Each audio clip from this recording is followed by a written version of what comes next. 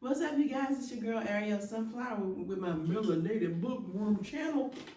And we are about to start chapter 15 of The Novelist and the Lake House by Jeffrey Harris. What? I actually did a whole intro this time. All right, so far, he is trying to write this book, but he realizes that the book is writing itself and he's not doing it. And like I said, that I feel like that house and land, because it's in the Appalachian Mountains, and that place is, there have been tales and stories of supernatural occurrences, if you will. So, but yeah, this girl and Stan has been going at it like wild rabbits, and he's just kind of standing in the background watching, and I feel bad for him. But they're the same person though, so it's not like she's trying to cheat. And honestly, maybe it really is. Maybe it really is Brady, but because he's a little, maybe he thinks that it's, you know what I mean? So I feel like, because the man is already crazy, right?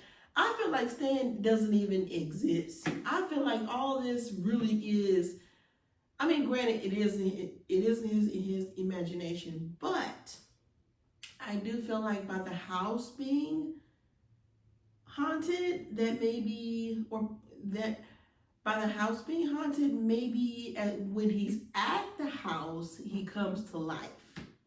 Maybe it's like he can only come to life because even she was saying that, like, she didn't recognize him. It was something empty in his eyes. So I don't know. We shall see. But for now, I'm going to try to put y'all two back together because y'all belong together.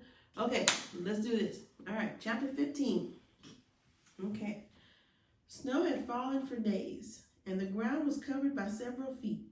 The temperature during the midday continued to drop, closer into the upper 20s, expected to go lower by nightfall.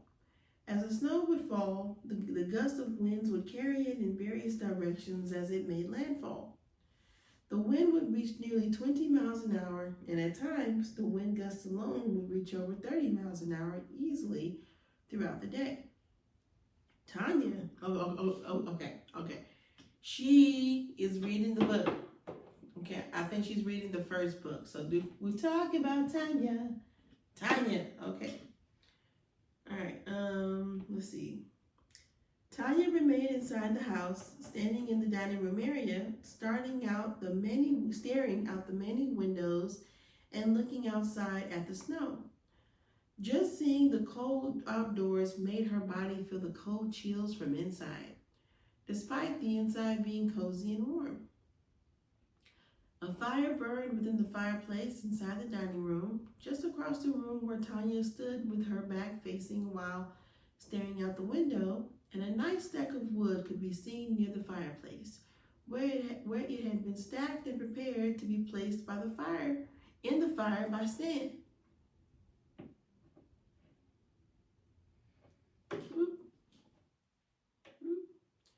We're gonna take that all out here. 5%. Okay. She stood there, peering out of the windows with a cup of hot chocolate. She would occasionally take careful sips not to burn her lips or tongue. Memories of good times she had during her stay at the lake house with her boyfriend, Stan, were beginning to fade with each passing day. She would awake, become more resentful towards him. Oh, I guess this is after the thing that happened by the tree. Wait, no. What? Okay.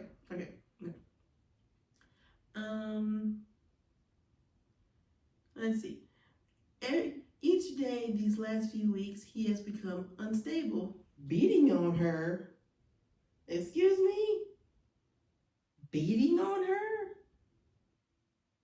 If you're beating on her, why? If he's beating on you, why are you staying with this man, sipping hot chocolate? Girl, okay. Each day, every day he's doing some nonsense. He has become unstable, beating on her, implying that she is lying at every turn. Seemingly everything she says as of late angers him. Then it's time for me to go. If everything that I say is pissing you off, it's time for me to leave. It's time for me to take my hot chocolate and walk on out of here. Because what are you doing? Okay. Okay. Seemingly everything she says as of late angers him, no matter what she does. He seems to find fault within it. Fearing for her life, feeling as though he has become this monster, he doesn't act like the man she fell in love with years ago. Oh, see, y'all been together for some years. Okay. Not just a few months like him and what's the name? Instead, he's become a different person entirely, completely obsessed. She can sometimes hear him typing away on his computer, working on his novel, and when she no longer hears him typing, she assumes he may come into the room where she is, bark another order at her, or blame her for something else she has not done. To keep from facing him, she put on her coat before placing her hot chocolate on the table. Once she put on her coat, she grabbed her cup of hot chocolate and took her chances in the cold outside. The walks outside and the deep pockets of snow surrounding her. In some areas she walks through, the snow almost reaches her knees. Goodness sakes. It all depends on the landscape beneath her feet. In a way so that it would not look obvious, she turns around to look back at the house, but she does it as though she were looking up and around. Her eyes catch a glimpse of Stan standing where she was moments ago inside the dining room, staring at her through the window. Okay. Look, if I make you that unhappy, sir, just let me leave. Because obviously, I'm not putting myself through that, and you shouldn't be kept, if it's not working out, it's not working out. I'm not dealing with somebody that is hurting me like this. Like, what are you doing, Tanya? Take your chocolate and leave, girl. Ooh, okay. But you know what? Maybe it's a situation where she wants to leave, but she's afraid to leave because she feels like he might kill her. You know what I mean? Especially if he's being obsessed. Maybe she knows that if she tries to leave, especially, again, they're in the middle of nowhere. In the middle of nowhere. I'm sure he threw her phone in the lake. Remember? At least, I don't know if he threw her phone in the lake or if he threw Emily's phone in the lake. But he threw Emily's phone for sure. But could it have? No. Okay. I'm going to assume that he did away with her phone because she would have called somebody by now. So you have no phone, no protection, no nothing. You're in the middle of nowhere with this man. So, although I don't agree, I understand. Let me say that again for the people in the back. Although I don't agree, I understand. Okay? So, let's see. Okay, staring at her through the window. She marched away from the house through the snow towards the mostly frozen lake. When the wind blew, it felt like sharp ice jabbing her face. But even that was better than facing her violent, crazed boyfriend. Stan stood at the window, staring out into what would seem like an abyss. His eyes were so blank, like that he looked as though he were possessed. Yes, he probably is. With a blank stare and emotionless expression blanketing his face. Okay, so Stan is not a great guy.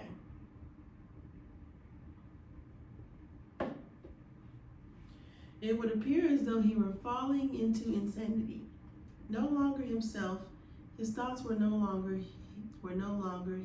his own, and his feelings were stripped away like flesh from a whip. He watches as a frightened Tanya walks out of view towards the lake. Emily closes the book. She is closing in on finishing this novel. She sits there under the oak tree where Brady first witnessed her and Stan together at.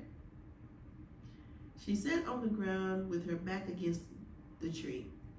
The weather was nowhere near as cold as what she was reading. I wonder if she's put two and two together, that these other women are women that he actually went with at that same lake house. Like, does she realize that those other 3 books and 3 women were all his girlfriends at the same lake house? We'll see.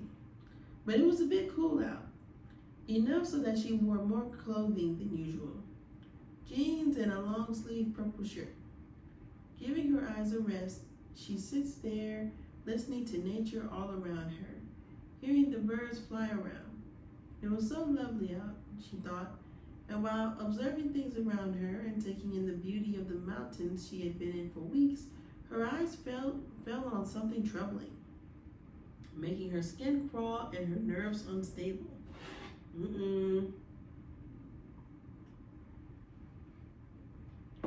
She finds Brady staring at her through the window at the sink inside the kitchen, staring at her with his blank expression, his eyes showing no signs of any emotion.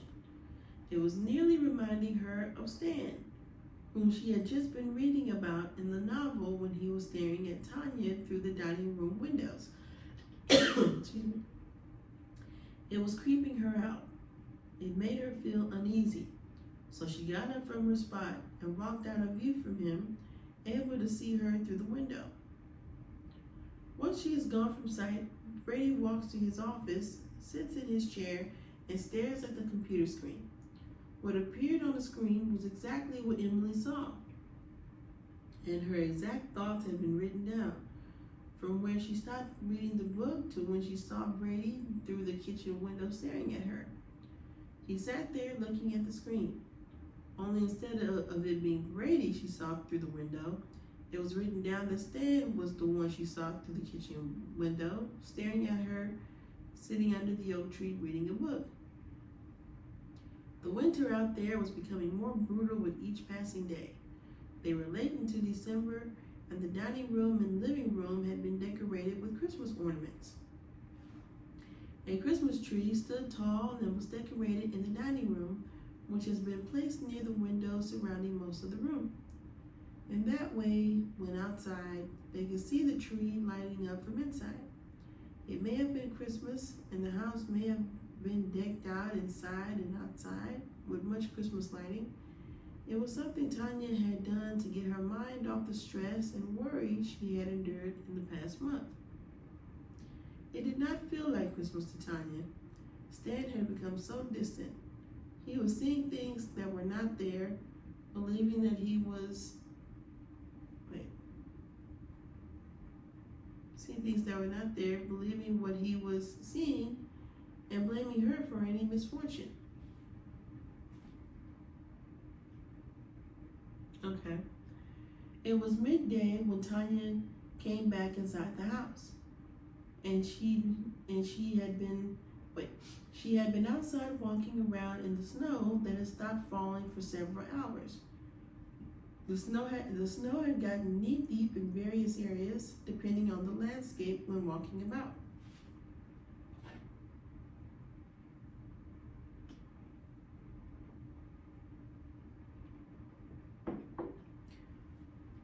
She walked inside, removed her coat and toboggan hat, placed them on the coat rack to dry near the fireplace in the dining room, and stood near the fire, warming her hands while removing the gloves she was wearing to keep her hands warm while outside.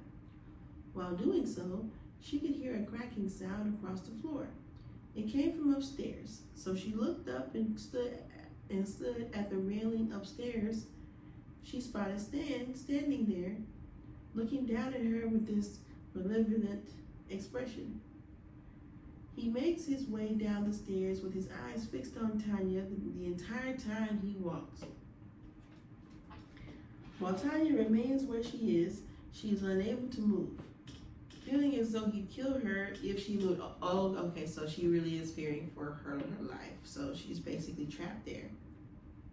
She is nearly in shock even thinking such a thing, especially considering they've been together for years. and not once had he ever raised a hand nor his voice in violence towards her. She watched him, wishing she could crack a smile even if it were fake, some other type of expression over what he had written all over his face.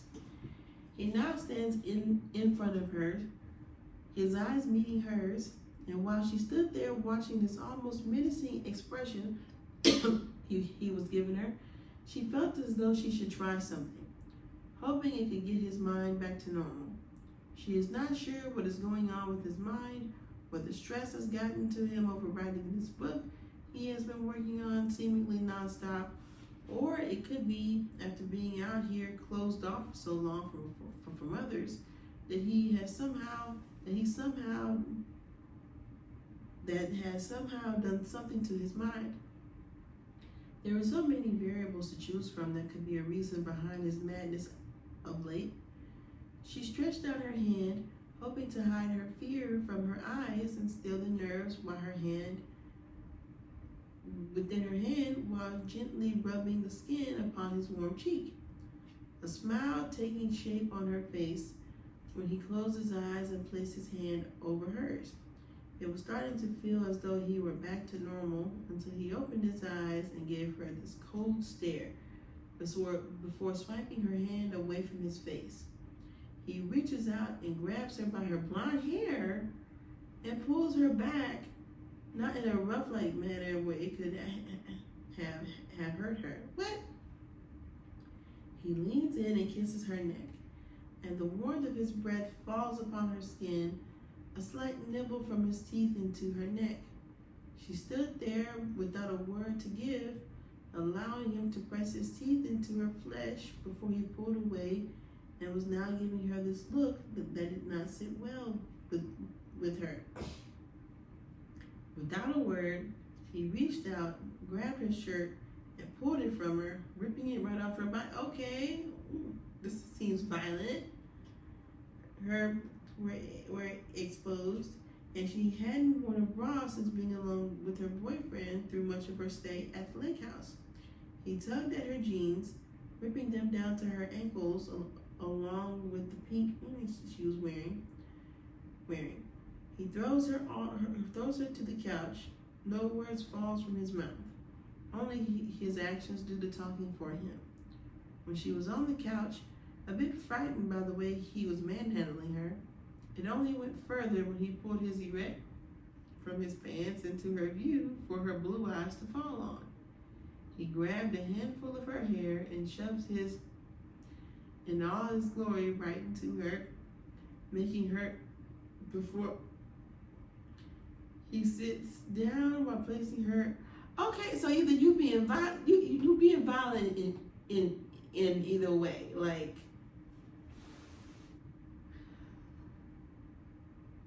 His hand was around her throat while using his left hand. Ooh. She was not into this as she normally would be, of course, because she's up here fearing for her life. Sometimes during their sex life, they would perform with each other, and when he did the rough routine, it would have her in no time from the hotness of being manhandled in the way he would perform. Still, this felt like a real encounter, not an act, and she was not enjoying it. I bet, because this man is violent. You are fearing for your life. So yeah, this is not fun. Emily closed the book. She could not help but feel sorry for Tanya. Talk about Tanya. This book was like no other she had read before. It all felt so real to her, as though she were reading a documentary of someone's life instead of a fiction novel. Brady sat at his computer, typing, adding to the novel he was working on, until Emily entered his office, heading over to the bookshelf, placed the first book of the series back on the shelf, and she grabbed the second book of the series before she turns and looks at Brady, noticing this odd look he was giving her. He was unhappy with her for walking in like that, interrupting him while working on this novel. What I'm confused about is, if you know that you're not writing this stuff, why are you still at the slave house? Once you realize, hey, stuff has been written, I'm not writing it. The exact stuff that's happening is being written and I'm not writing it. On top of that, in my mind, I keep seeing Stan and my woman going at it. So maybe I need to go to a doctor. Maybe I need to get out this house and go back to Florida when things were normal. But he's determined to get this book done, whether he writes it or not. Okay, let's see. As of late, his concentration has not been kind to him. He needs every bit he can get. I can't believe Stan killed time. Wait. You haven't gotten to that point yet. You're still on the spicy scene. I can't believe Stan killed Tanya, yet I knew it was coming. The way he changed so suddenly. Emily said, okay, so is that when he killed her? Like during the spice or after the spice? The spice of life. Okay, let's see. The way he changed so suddenly, Emily said. At that very moment, Brady got a flashback to that book. He could see in his mind how he had written it, the way Stan came up behind Tanya while she was outside looking across the nearly frozen lake. Snow remained on the ground at her feet, a foot or two deep, and no more was falling from the sky. However, the sun was out. Thank you for explaining it, because I was like, how did this happen and when did this happen? Okay, thank you. Okay.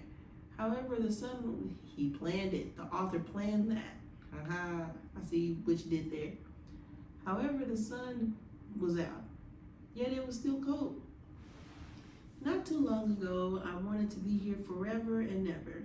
She spoke softly with teary eyes. Standing next to her with this almost psychotic look, never broke words with her. What? Instead, he reached out and choked the life out of her, both his hands piercing her throat. She fought, but it was not good enough to break his tight grip around her throat. She could see into his eyes that a life that once resided within those eyes was no longer there, never letting up his grip until he could feel her no longer breathing. And when the life fled from her eyes, he looked into hers that remained open.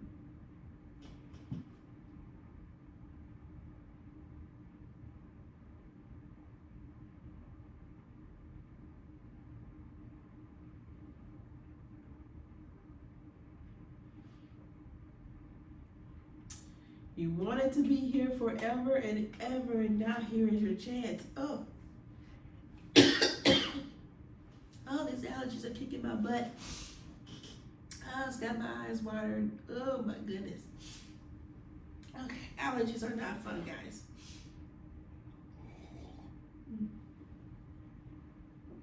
Okay, so he said that before. I'm wondering, is that like a motif that he says to every girl in every book? You know, the whole, you wanted to be here forever and ever. Now here is your chance.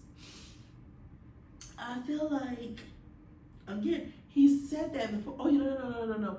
Back in, like early on in the book, when they first got to the lake house, and Emily was like, oh, I could see myself here forever. And Brady was like, you may just have your chance. Brady knew ahead of time that he was about to kill this woman. He knew way back then. Oh my gosh, okay. Okay, let's see. Okay, now is your chance.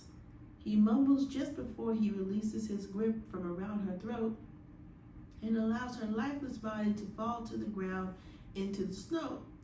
When Emily saw that Brady would not respond to her, yet stare at her as though he hated her guts.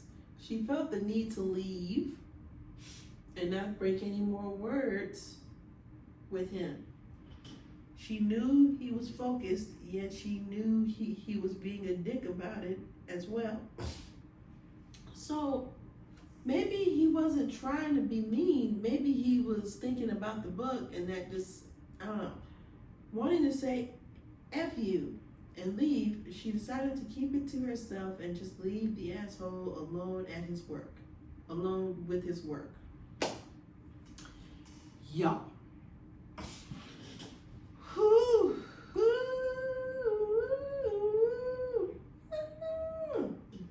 Y'all.